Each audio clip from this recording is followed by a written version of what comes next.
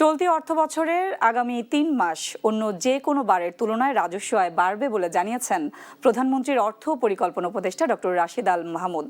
রোববার বিকেলে এনবিআর ভবনে রাজস্ব আহরণ বিষয়ক টাস্ক ফোর্সের মতবিনিময় সভা শেষে একথা জানান তিনি।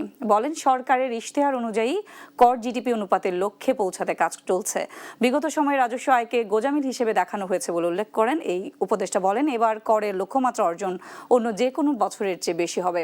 এতে অন্তর্বর্তী সরকারের নেওয়া বাজেট পরিকল্পনা সময়োপযোগী করে বাস্তবায়নের কাজ চলছে বলেও জানান তিনি।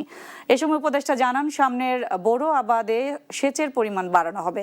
জ্বালানি তেলের দাম না বাড়ানোর বিষয়ে সরকার সচেষ্ট রয়েছে বলেও জানান তিনি।